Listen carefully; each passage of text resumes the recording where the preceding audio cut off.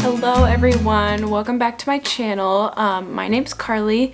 If you're new here, go ahead and subscribe or click the like button at the end of the video if you like this video.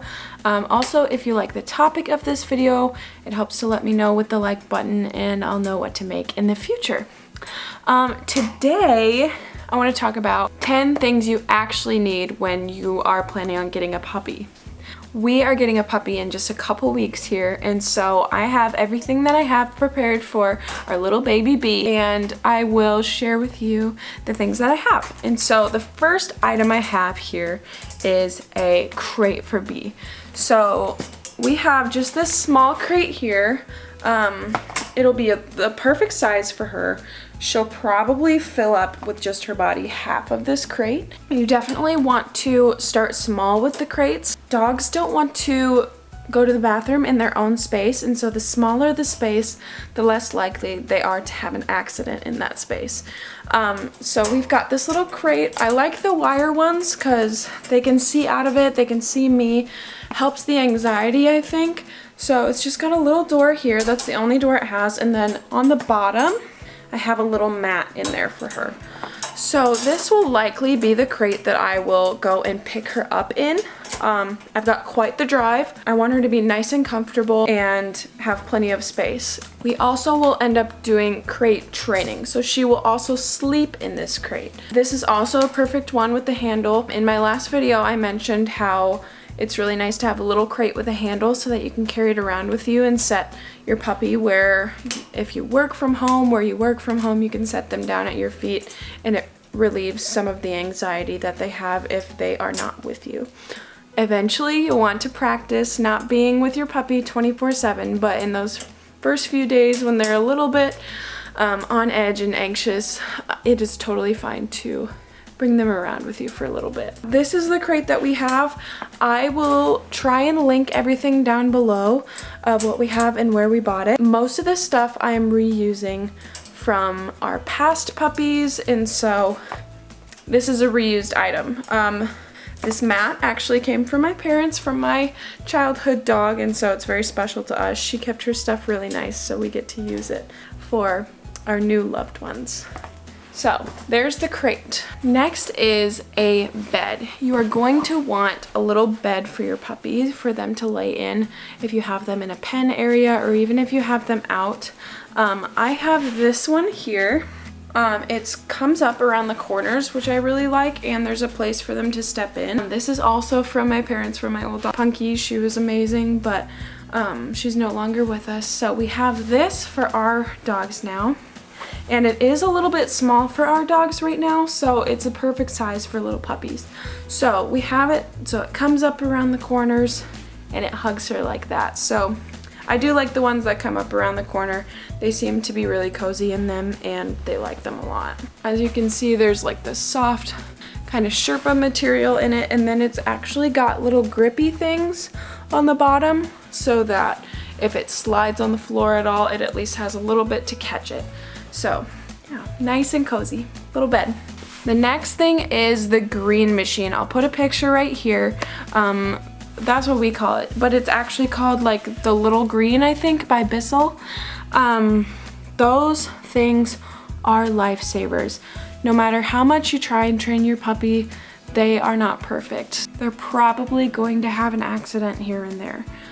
When that does happen, whether it's urination or vomit. I mean, puppies are kind of unpredictable in that regard. So we have this little green. Basically, you just flip the switch. Well, you fill one of the sides with water and a soap solution that they sell. They sell a pet one. And then there's a little button on it that pumps out that soap solution. And then also it sucks up anything that is on the floor or on the couch or wherever the accident happened. We use it for a lot of other things too if there's spills for us, so it's an all-encompassing good purchase. We've used it countless times at this point, and I swear by it. It's the easiest thing. It's not a full vacuum, it's just a small handheld, so it's super easy to use. Now, the next thing you will likely need is a collar and a leash. I have these here. We use this for Simon. This is super tiny. Here we go. So a tiny little collar for little tiny neck and a little leash. I don't like to use heavy leashes with puppies because their necks are so small. You really just want to use this small stuff for them. You're not actually gonna really walk them a whole lot until you start training for that. So on puppy pickup day, you just need a little thing to have a little extra security so they don't run away. This one I actually got at Menards. They sell a lot of pet stuff there for really cheap. It works perfectly for us. It's just a thin little cloth collar with a plastic little buckle, and then we have the matching leash. This part is not plastic. It is, I think it's metal. Yeah, it is metal. And then there's also, yeah, and then this part is metal. So it's not quite, I mean, it's not very long, so it's not really meant to be a super walking leash, but it does work for just keeping them around you. The next thing you're gonna want is feeding bowls. I don't have any to show you right now because they're all big and they just lay on the ground, but I like the little metal ones. I think they work the best. I don't think you need to really spend a whole bunch on feeding bowls. If you do want to get a raised one, to help them digest a little better, that's totally fine and it's totally up to you. I don't find it super necessary for young dogs, and so if you want to get the cheaper little metal bowls, I'm all for that. I'll link some of those down below. Now, treats for training. You are going to want to use a lot of positive reinforcement when you first get your puppy, to get them in the car, have them feel comfortable and stuff, and a nice yummy treat works perfectly for that. Our dogs like the little bacon flavored ones, but really they'll eat anything. They are a little bit pickier about the milk bone kind, especially when they're in the car, so anything that you think looks satiating for a dog at the store, just look at the ingredients before you buy it, but it's a super good idea to have that on hand while you're bringing your puppy home. Let's talk about toys. Sorry, I got cut off there, my camera wanted to stop working for a second. But in my mind, there are two kinds of toys.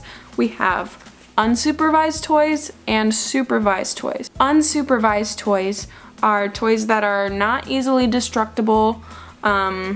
Things like lick mats, things like Kongs where you can put peanut butter and stuff in them. As you can see, this is what our Kong looks like. And there's no real unsupervised toy in our house.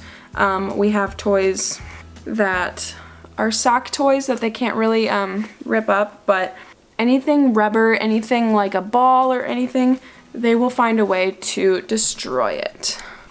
Now, these toys, the cloth toys, are super unsupervised, or super supervised toys. I say that because they can easily swallow these threads that can cause them a lot of stomach issues and potentially will need surgery to get it out. So these rope toys, do not let them just chew on these.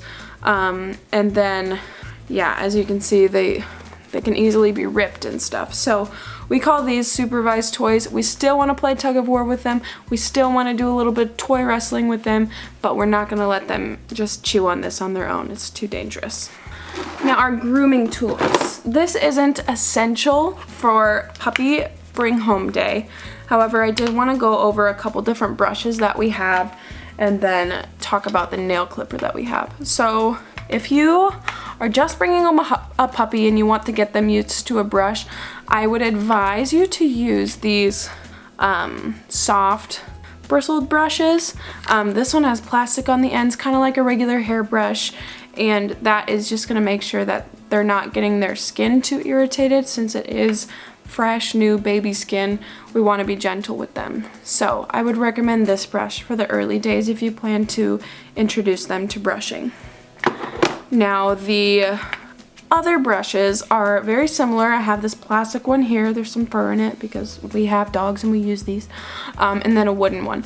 They're essentially the same thing. They've got these bristles here that are metal, and they do kind of itch the skin for them, but it's really good for those shedding seasons. So you're gonna make sure you want to have this eventually, but for take-home day, it's probably not essential. Now our little nail clipper, I have made the mistake of not exposing this to my dogs when they're young enough. I would highly recommend you really introduce them to this young. You don't have to clip their nails. The nails probably aren't long enough, but you do want to make sure that they know what this is and know that it's safe. Our dogs hate getting their nails clipped. They hate it. Jojo will scream in your ear. So introduce this young. I can't emphasize that enough. I hope that helps for you. Let me know, because I'm going to be trying that for the first time here in a couple weeks. Just a little pretend snip at their paws. Make sure you're touching it on their paws and stuff like that. I just ordered her this name tag right here off of Etsy, and it should come here before she gets home, but we also have these from Etsy as well. We have a little silver one for Jojo. I don't know if you'll be able to see it, it's fine. We have a little silver one for Jojo. We don't have our address on the back, we just have our phone numbers. We think that's enough, so people have their own opinions. If you don't think that's enough, that's fine. But this is enough for us at the moment. I've heard that the Apple AirTags actually work pretty well for dogs. If you want to track your dog like that, or if you plan on getting them microchipped, that's great too. The last thing is teething items. Now, I did show you the Kong here. This does help a lot with teething, clearly. You don't want them to do this like our dogs did, but they are gonna chew on stuff. So since they're already planning on chewing on stuff, you may as well just have them chew on the correct things. So we get these little rawhide sticks. I'll link them or put a picture here. We just get ours from Walmart. And then if you do want to get different rawhide stuff like that, I would suggest just, again, look at the ingredients, do some research on it, because there are certain rawhide things that make some dogs' tummies upset or makes them feel a little sick, or it's just flat out not good for them. So you're gonna want to look that up before you buy anything, but yeah, just anything that they're allowed to chew on, that's great. The more positive things that you can give your puppy, instead of, no, don't chew on that, start with, here, chew on this, and then if they deter from it, then there is some discipline needed there. But yeah, that's a lot of what I have for you today. Those are my plans. Those are the things that I have for our puppy that we're getting here pretty soon. I hope you enjoyed it. The list I'll have down for you below in the description box if you need it. Yeah, I hope this helps. I hope this video lives on, because I do think it's the only things that you really need. I know a lot of people will say that you need to buy a bunch of different fancy stuff. I just don't think it's that necessary. If you want to spoil your dog, that's totally fine. So these are the essentials that I think you need to give your dog a super happy life for the first few months. And if you choose to buy anything else, great, it's up to you. But these are what I think you need. So I hope you enjoyed this video. Give it a like if you did. Subscribe down below. It really supports my channel, and I hope you guys have a great rest of your day.